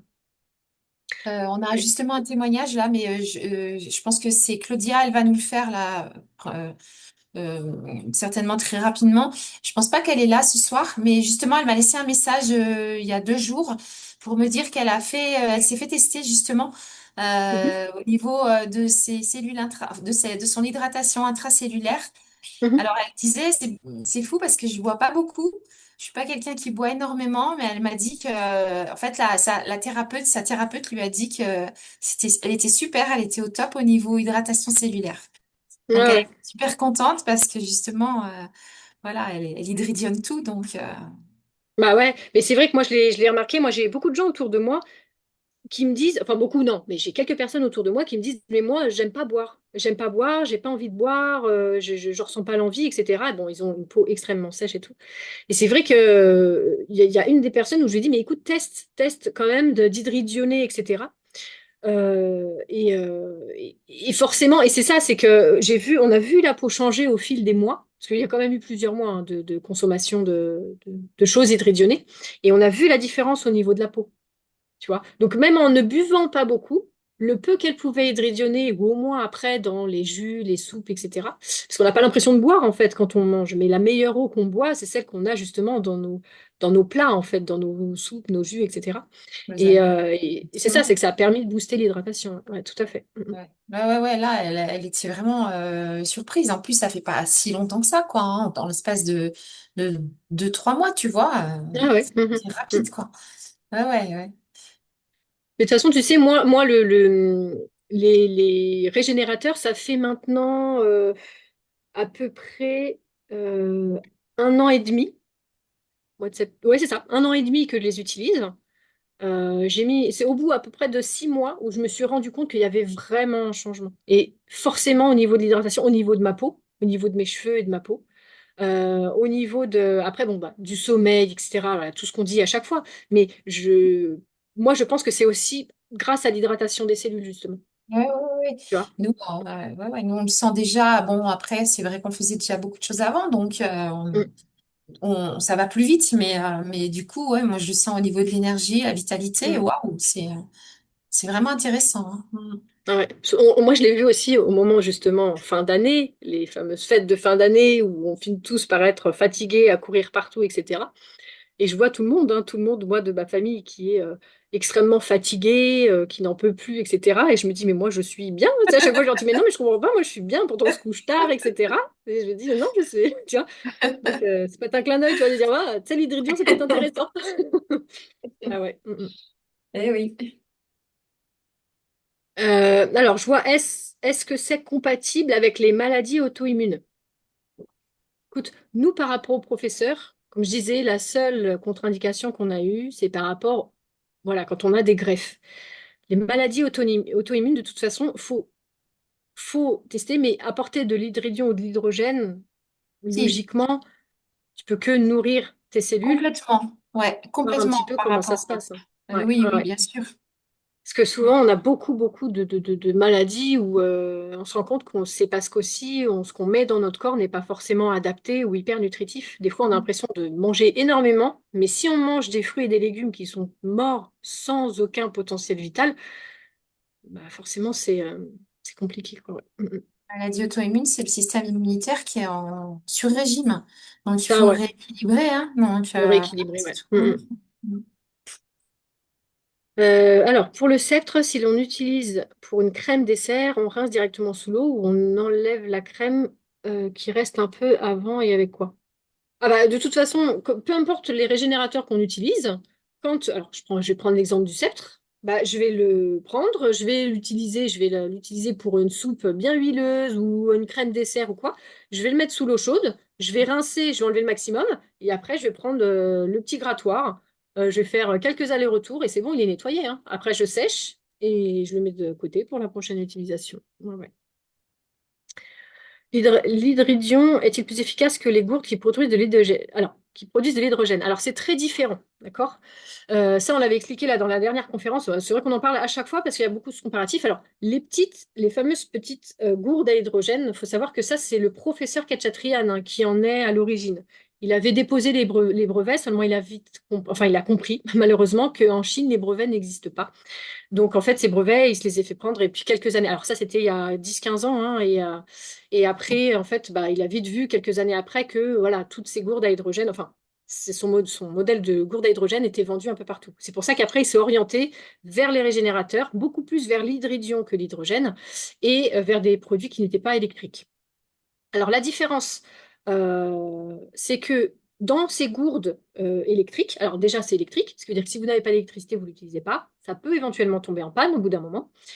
Et c'est surtout que dans ces gourdes-là, vous mettez l'eau. C'est-à-dire qu'en fait, vous allez verser n'importe quelle eau et vous allez incorporer de l'hydrogène moléculaire. d'accord? Donc, qui est très gazeux et qui s'échappe très très vite aussi, mais vous allez incorporer de l'hydrogène H2 et tout de suite, il faut boire, et voilà, vous allez boire de l'hydrogène. La différence, c'est que les régénérateurs, eux, ils vont, quand vous mélangez, donc vous allez incorporer, ça va générer dans votre boisson ou vos aliments hydrogène et hydridion. Donc l'hydridion H-, l'ion H- avec ce fameux petit électron en plus. Et vous allez surtout régénérer les principes actifs, c'est-à-dire que vous allez voir l'ORP qui va descendre. Vous allez régénérer les vitamines, les minéraux, les principes actifs, les enzymes, etc., qui étaient dans votre aliment et qui étaient morts. Donc, c'est là la très grande différence, c'est à savoir qu'en plus, dans vos petites gourdes, vous mettez de l'eau. C'est tout. Alors qu'avec les régénérateurs, vous allez faire tout ce que vous mangez et tout ce que vous buvez au quotidien. Donc, c'est ça un petit peu la différence entre les deux. À savoir que les gourdes, alors je ne sais pas trop s'il y a des garanties sur ces gourdes à hydrogène là, qui mettent de l'hydrogène, mais que de l'hydrogène du coup et que dans l'eau. Mais en tout cas, les régénérateurs, c'est garantie 5 ans. À savoir que quand je vois moi en un an le sceptre voilà, qui n'a pas bougé, je me dis, voilà, il y en a quand même pour pas mal d'années. À savoir que alors, moi personnellement, par exemple, alors je m'en sers tous les jours, ça c'est sûr, et je m'en sers pour tout. C'est vraiment, je m'en sers dans la journée, on va dire que je m'en sers, allez, en moyenne je pense une dizaine de fois. Savoir que des fois, ça peut être beaucoup plus. Parfois, c'est moins, surtout si je suis en déplacement. Mais voilà, c'est vraiment toute la famille. Attends, j'arrive. La réunion d'experts, c'est que j'écoute une conférence en même temps. Ah, Ah bah c'est libre. Alors, du coup, quel est le dosage de l'acide citrique? Alors, le dosage pour l'acide citrique, en général, ça va être, on verse de l'eau bouillante, ok, dans le bol, ou alors enfin, dans le bol et le mug, à savoir que pour le sceptre, on peut très bien prendre un verre. Moi, des fois, je nettoie même les deux en même temps, le sceptre et le mug. Hop, on met à l'intérieur et le dosage, ça va être à peu près une cuillère à café bombé d'acide citrique. Voilà. À savoir qu'il y en a aussi, des fois, ils mettent un jus de citron dedans. Voilà. Moi, je l'ai remarqué de toute façon avec le jus de citron. À un moment, j'avais dans mon bol, j'avais mis. Il y avait des morceaux de citron en fait. Et bah, quand quand j'ai récupéré mon bol, il était marqué, mais les endroits où avait été le citron un peu plus longtemps, ça avait enlevé en fait la partie, la couche un peu plus épaisse qui s'était formée dessus. Vous enlevez le maximum d'une crème avec les doigts avant de rincer. Oui, oui, ouais, ouais, avant de. De toute façon, moi, personnellement, hein, quand je mélange avec mon sceptre quelque chose, je racle au maximum ce qu'il y a dessus et après, je le rince sous l'eau pour le laver. Ouais. Oui, il y a une personne qui nous fait un témoignage qui dit qu'elle a 86 ans, mais qu'elle a changé d'alimentation et que ça change tout. Je confirme.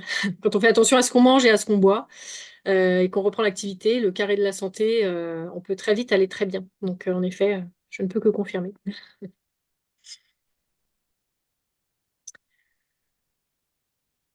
Voilà, bah écoutez, si s'il n'y a pas d'autres questions, où, où trouve-t-on la petite éponge dans le commerce? Alors, la petite éponge, alors, je suppose que tu parles de cette éponge-là. Ça, c'est vendu en général par deux ou par trois et ça se vend dans toutes les grandes surfaces, partout, dans les magasins de bricolage même. Il y en a partout. Dans tous les magasins au rayon des éponges, tu vas trouver ça. En général, ça revient à 1 € l'éponge à peu près. Voilà. Alors oui, on peut lécher s'il y a du yaourt dessus sur le sceptre avant de rincer. Je le confirme, puisque de toute façon, quand on boit avec le bol ou le mug, on est au contact, nous, de l'alliage, hein, il n'y a bien sûr aucun problème. Et donc on peut lécher le sceptre, je confirme. À savoir que quand on le lave, il y a des gens aussi qui récupèrent l'eau de nettoyage, c'est-à-dire qui récupèrent l'eau où il y a un petit peu de petites particules. Et oui, je confirme, pas de gaspillage. Mais voilà, qui récupèrent l'eau pour arroser les plantes. Voilà. Donc voilà, l'eau hydridionée, je sais que moi je l'utilise aussi quand je fais mes graines germées. J'ai remarqué que du coup, quand je l'utilise comme ça, elle a plus, parce que des fois ça arrivait que les graines germées, elles moisissent un peu en dessous, même si je mettais pas trop d'eau. Donc c'est vrai qu'avec ça, moi j'ai remarqué que ça pousse plus vite. J'avais fait le test entre deux, ça pousse plus vite et ça moisit pas. C'est plus intéressant. On peut donc rincer ses cheveux avec de l'eau hydridionée, par exemple. Oui. euh, Alice, Après, je, Alice, excuse-moi, on t'entend oui. plus trop bien. Non, non, c'est Alors, bon. Moi, je l'entends bien, toujours. Ça va venir de ah, l'ordinateur. Je sais pas s'il y en a d'autres qui ont ce problème. alors, si toi tu m'entends bien, Jean-Luc, ça veut dire sans doute que oui, c'est Ah peut-être ouais, ça vient si, peut-être on pas de moi. s'entend bien, hein, il n'y a pas de Ouais, souci. ok. Donc, non, mais c'est vrai que des fois je suis dans des endroits où je capte pas trop bien, alors ça coupe un peu. Alors, Ok. moi, j'ai constaté quand même que par rapport à essuyer le sceptre, quand j'hydridionne un jus de pamplemousse, par contre, si je passe le doigt sur le sceptre, c'est noir. Le noir, il reste sur le doigt. Alors, Oui, oui, oui. pour Ouais. les agrumes, il vaut mieux pas lécher, peut-être pas. Ah bah oui, après, alors le d'ailleurs, il y a des couleurs différentes. Quand on va faire surtout de l'eau, ça va être une couche beaucoup plus blanche. Quand on va faire l'été, des thés ou des choses comme ça va faire une couche beaucoup plus jaune, un petit peu plus jaune. Alors c'est toujours blanc, mais un peu plus jaune. Et par contre, tout ce qui est fruits, légumes, tout ça, c'est très, ça peut être très très noir, surtout si on laisse longtemps. Ça m'est déjà arrivé, moi, hein, même s'il faut pas. Mais ça m'est déjà arrivé d'oublier le sceptre à l'intérieur de mon verre de jus de légumes du matin, betterave, carotte. Donc forcément, quand je reviens au bout d'une demi-heure, le sceptre, il est bien foncé. Mais à savoir que de toute façon, toutes les tests et les études ont été faits dessus. Même si on mange, boit du noir ou quoi, il n'y a aucun risque pour le corps. Tu vois, par rapport à ça. Et c'est pour ça qu'il y en a d'ailleurs qui l'utilisent pour arroser, comme je disais, leurs plantes ou autre. Ouais. Ah, c'est important de le savoir. Merci. Ouais, ouais, mais je t'en prie. Non, mais évidemment que tous les tests d'innocuité, je crois qu'on dit, ont été faits ouais, par rapport à ça. Ouais. Alors, on peut rincer ses cheveux avec de l'eau hydridinée, comme je disais. Oui, on peut le faire. Par contre, je pense que c'est beaucoup de... Le but des régénérateurs, c'est que ce soit simple. Il faut que chacun trouve sa routine et le moyen que ça l'embête le moins. Il y a des gens parfois qui me disent, ah, mais moi, mon bol, je le lave à chaque fois après, ça m'embête un peu ou quoi. Faut pas, en fait, faut pas vraiment s'embêter. Moi, à un moment, j'ai pris l'habitude de me dire, j'utilise mon bol et si j'ai pas envie de le laver, je le lave pas. Je mets juste un petit coup d'eau chaude et je l'essuie. Et le lendemain, je le réutilise tel quel et je le laverai à la fin de la semaine ou quoi. Voilà. Là, si jamais on veut rincer ses cheveux avec de l'eau hydridonnée, c'est-à-dire qu'il faut qu'on hydridonne quand même une grosse partie, enfin, une grosse dose d'eau pour ensuite rincer, etc. Je pense que le plus intéressant, c'est peut-être les shampoings et savons, éventuellement. Mais pour la qualité de cheveux et de peau, de toute façon, hydridionner au quotidien tout ce qu'on mange, un maximum de ce qu'on mange et de ce qu'on boit, de toute façon, on le voit que ça change au niveau de la qualité de la peau et des cheveux, de toute façon. Ouais. Euh, il faut toujours rincer un verre ou un bol à l'eau chaude. Il faut toujours rincer un verre ou un bol à l'eau chaude. Tu parles peut-être du mug. Alors, quand on rince, quand on a mangé et qu'on rince, il n'y a pas besoin d'eau chaude, hein. On peut juste rincer comme ça avec une éponge et l'essuyer. Par contre, c'est quand on le lave avec justement la petite éponge. Là, c'est quand même, ça fonctionne beaucoup mieux quand on a de l'eau chaude. On met de l'eau chaude, on frotte avec l'éponge, on voit que ça nettoie plus facilement que quand on met de l'eau froide. Ça, c'est sûr, ouais. Donc voilà. Et donc pareil pour le sceptre, ouais.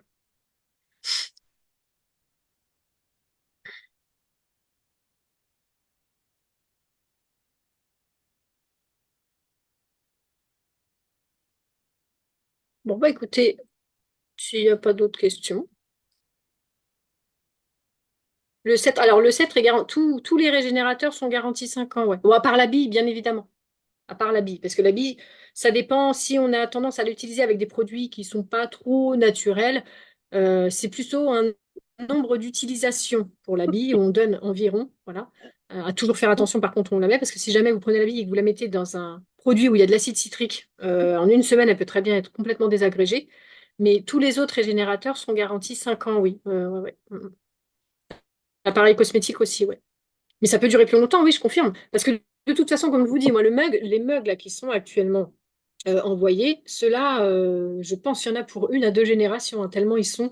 Parce que là, on ne voit pas vraiment parce que c'est penché, mais c'est vraiment très épais, quoi. Donc, ça, c'est énorme. Après, le sceptre, ça, c'est un sceptre qui est neuf, par exemple, et ça, c'est mon sceptre à moi. Voilà. Donc, la seule différence, en fait, c'est justement moi que mon bord est plus arrondi. Et moi, c'est un an très intensif hein, d'utilisation. Voilà. Et forcément, bah, après, euh, moi, j'ai des petits points dessus. C'est comme il y a beaucoup de gens qui nous disent, oui, mais je comprends pas, moi, sur mon... J'ai des petits points qui arrivent, ou des petits serpentins, ou des petites... c'est tout à fait normal. C'est la dure vie d'un régénérateur, hein, d'avoir des marques au fur et à mesure qui se forment dessus. Alors moi, non, personnellement, en fait, j'utilise jamais l'acide citrique, moi. Je l'ai peut-être utilisé une fois pour justement le mug, parce que j'avais laissé un jus dedans au tout début. Mais moi, en fait, à chaque fois, je gratte juste un petit peu avec l'éponge. J'utilise pas, moi, personnellement, sur mes bols et mes sceptres, l'acide citrique, non. Bon, il est lumineux parce que là, il y a un reflet, hein, je pense, hein, mais ouais.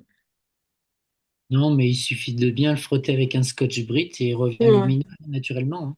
Bon, oui, oui, bien sûr. Ouais. Alors, comment sait-on qu'il n'est plus efficace? En fait, ils sont toujours efficaces parce qu'en fait, il y a pas de, c'est pas un revêtement. C'est ça qu'il faut bien comprendre, c'est-à-dire que le sceptre, c'est pas quelque chose qui est apposé dessus et qui fait qu'à un moment il ne fonctionne plus. C'est l'alliage en totalité qui est justement fondu.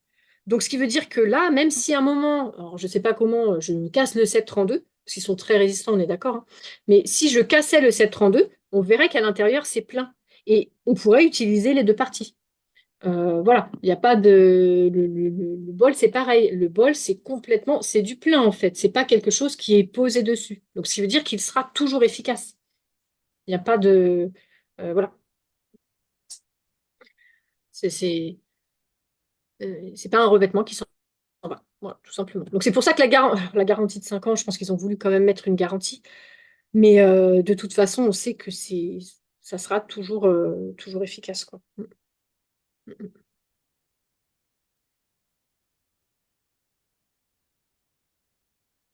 Bah, après 5 ans, peut-on être certain qu'il fonctionne toujours?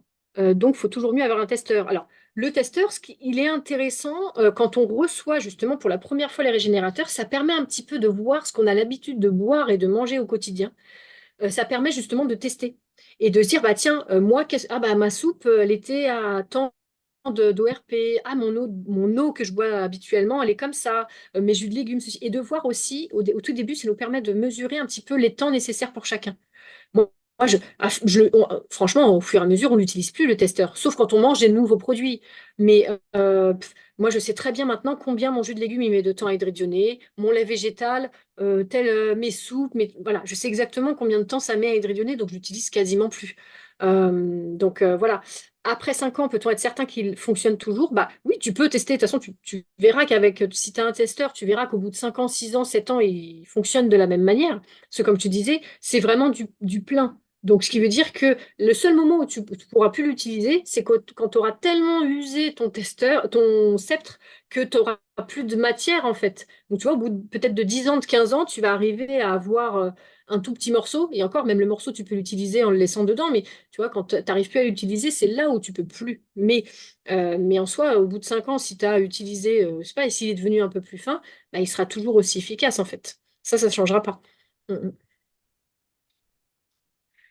Oui, voilà. Pour les cartésiens, le testeur, il est important parce que ça permet de voir visuellement. Autant il y a des énergéticiens qui vont le voir tout seuls et qui n'ont pas du tout besoin du testeur. Il y a des gens qui vont le ressentir. Il y a des gens qui ressentent beaucoup. Voilà. Mais pour les cartésiens, c'est vrai que le testeur est très très bien parce que ça permet de voir visuellement l'ORP qui s'inverse, que ça revient dans la plage du vivant, de voir que ça se charge en hydrogène, en hydridion. Donc, en effet, pour les cartésiens, le testeur est très, très bien. Et ne serait-ce que pour aussi savoir un petit peu combien de temps, comme je disais, on a besoin d'hydridionner ce qu'on mange et ce qu'on boit. C'est intéressant au début, ouais.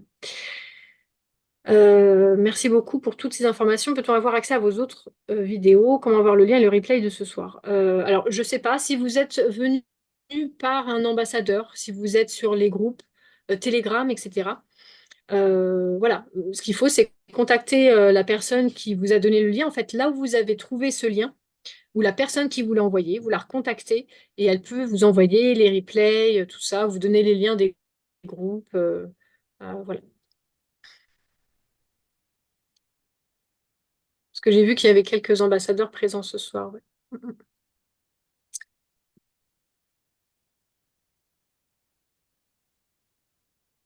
Ah bah, si tu l'as vu par pur sang, bah, de toute façon, bah, tu retournes sur ce groupe. Sur ce groupe-là, en fait, tu vas pouvoir nous taguer, nous contacter. Et, euh, et du coup, moi, voilà, je pourrais te recontacter. Ouais, ouais, ouais. Le professeur, il refera une conférence en France, oui, normalement. Ouais, ouais. La dernière conférence qu'il avait fait en France, enfin, il est venu la dernière fois au mois de, je crois que c'était au mois d'avril ou septembre, je sais plus. Avril, je crois. Il est revenu la dernière fois, mais pour vraiment voir les industriels. Et du coup, oui, normalement, il en refera en France. Ouais, ouais, ouais. Alors, c'est vrai que là, il y a eu beaucoup de travail parce que ils sont en train d'ouvrir une autre clinique au Kazakhstan, je crois. Et ils sont en train de travailler pour en ouvrir une en Suisse. Donc, fatalement, je vous avoue qu'il y a eu beaucoup de. Voilà, il n'a pas été très disponible. Mais voilà, le but, c'est justement d'être beaucoup plus présent dans la zone francophone au fur et à mesure. Ouais. Mm, mm. Voilà. Alice, j'ai vu que la formation pour mettre à disposition les déparasitages euh, à domicile, Mhm. ça se ferait en Suisse, c'est ça? Tu as des infos un peu là-dessus ou pas? J'ai pas du tout d'infos pour le moment là-dessus. Parce que J'ai j'ai pas vu d'infos. un truc qui est Je passé. pense, je Ouais, pense, si eux, leur but, c'est d'ouvrir quand même un centre en Suisse. Donc, ouais, forcément, dans le s'ils font Valais. des formations ou des choses, je pense que ça se passera là-bas, oui, je Ouais, pense. j'ai vu que ça serait dans le Valais suisse. Donc, ok, Ouais, ouais, je pense. d'accord. Ça serait logique. Et tu sais si la formation elle sera faite par le professeur lui-même ou si ce sera Je sais des pas du tout. assistants? Ouais, t'as pas d'infos, d'accord. Ouais, je sais pas. Ça dépendra de ce qui sera possible de faire, de où il sera à ce moment-là, d'à quel moment les gens viendront. Donc, ça, je sais pas du tout. D'accord. Ok. Il n'y a pas de conférence à Paris, hein. Je vois que il y a eu une conférence qui avait été en Haute-Savoie. Je crois qu'on était à Annecy. À Annecy, en février, Ouais, ouais. c'était ça, ouais, ouais, à Annecy. Et voilà, il y en aura d'autres. Alors peut-être dans cette zone-là ou peut-être à Paris, ça après, encore une fois. De toute façon, quand il y aura des conférences, on préviendra, hein, on verra. Ouais. Vous serez prévenus soit par vos ambassadeurs, soit par les groupes justement où vous êtes présents, que ce soit Pur Sang, les Remèdes du Nouveau Monde, Biospectrum, voilà. Ça sera, vous serez prévenus là-dessus. Et quand les conférences, bah oui, il peut y avoir des conférences à distance. C'est un peu comme la dernière fois. Alors, moi, je fais des conférences pour donner des petites infos, mais la dernière fois, il y a eu le professeur qui avait fait une ou deux conférences.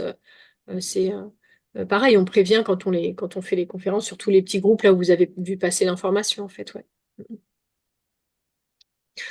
Formation à distance, je sais pas. Ça sera à voir avec eux à ce moment-là.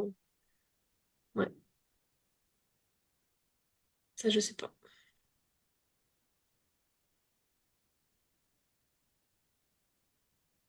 Ok. Bon, bah écoutez, du coup, 1 heure et demie, je vous propose de. Bah, merci à vous tous, en tout cas. Merci d'avoir été présents. Et C'est toi. bah, voilà, n'hésitez pas si vous avez des questions, hein, comme je disais, ou besoin d'autres informations, n'hésitez pas à voir les ambassadeurs, parce que j'ai vu que oui, voilà, il y avait des ambassadeurs ce soir, donc n'hésitez pas à les recontacter, parce que eux ont beaucoup d'informations justement à vous partager. Ou alors n'hésitez pas à retourner, comme je disais, sur les groupes où vous avez vu là le petit message pour la conférence. Comme ça, vous pouvez rejoindre voilà, les groupes d'information, me contacter. Moi, mon pseudo, c'est Nina Alice. Là, c'est Nina cyrillique, mais voilà, Nina Alice, je suis sur les groupes, je suis disponible, il n'y a aucun souci. Voilà. Bon, bah écoutez, je vous souhaite à toutes et tous une belle soirée. Merci Merci Alice, Et toi aussi. Merci, bonne soirée à vous Merci. tous. Au Merci. revoir. Bonne soirée à Ouais, tout bonne le monde. soirée à bonne tous. Au revoir. soirée. Avec Au Bonne revoir. bientôt. soirée. Bonne continuation.